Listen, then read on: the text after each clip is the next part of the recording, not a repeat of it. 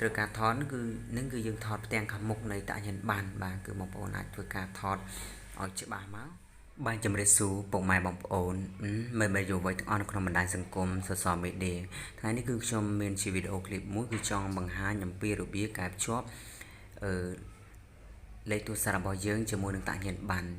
ជាដំបូងគឺបងប្អូនត្រូវចូលក្នុងកម្មវិធី Chrome ដើម្បីធ្វើការ download នៅកម្មវិធីមួយដែលហៅថាកម្មវិធី Minfo បាទនឹងគឺបងប្អូនធ្វើតាមរបៀបនេះទៅនឹងគឺយើង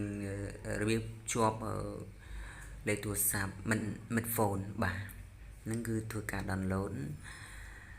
នៅវីដេអូនៅកម្មវិធី Minfo មកវីដេអូនេះកាលមុនខ្ញុំធ្លាប់ចេញដែរក៏ប៉ុន្តែខ្លាចបងប្អូនមើលទៅមានការពិបាកអញ្ចឹងសម្រាប់វីដេអូនេះគឺខ្ញុំចេញជាបន្ទាប់មកទៀតដើម្បីកែសម្រួលដើម្បីឲ្យបងប្អូនទាំងអស់គ្នាបានមើល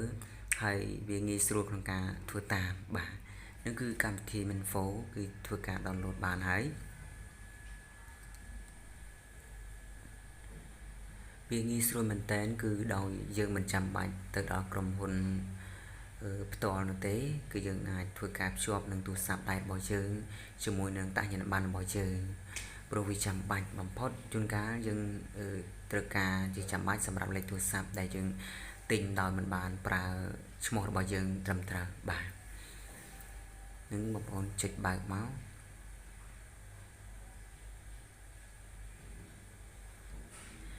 នឹងចំណុចនេះគឺបងប្អូនអាចសរសេរអាចវាយ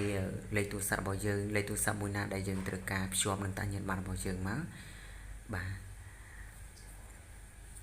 ហើយនេះគឺយើងរងចាំលេខកូដដែលវាត្រូវផ្ញើមកលេខទូរស័ព្ទដែលយើងត្រូវភ្ជាប់បាទ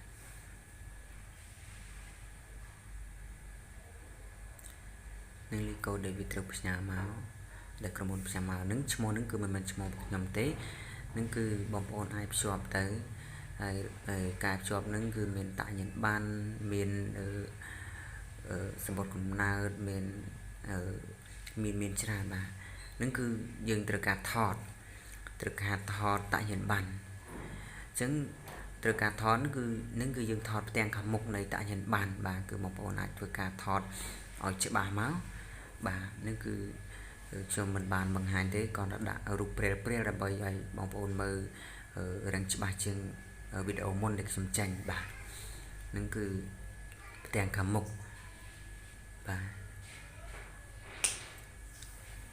ហើយបន្ទាប់ពីថតទាំងខាងមុខហើយគឺយើងចូលមកដល់ចំណុចនេះគឺយើងកែឈ្មោះគេពីមុនដាក់មកឈ្មោះយើងវិញបាទនឹងគឺយើងត្រូវការថតនៅផ្ទាំងខាងក្រោយវិញម្ដងបាទហើយថតទាំងខាងក្រោយហើយយើងត្រូវការជ្រើសរើសយកខេត្តបាទនៅខេត្តដែលយើងត្រូវការជ្រើសរើសដែលយើងរស់នៅបាទយើងគ្រីសនៅខេត្តមួយណាដែលយើងនៅទៅយើងដាក់ទៅបាទ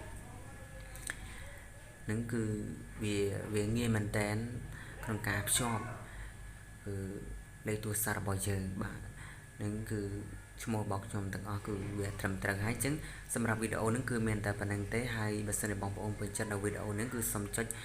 ពាក្យជាវក៏ដូចជា Subscribe និងសញ្ញារូបកណ្ដឹងដើម្បីទទួលបាននូវវីដេអូថ្មីទៀតអំពីខ្ញុំបាទជាបន្ត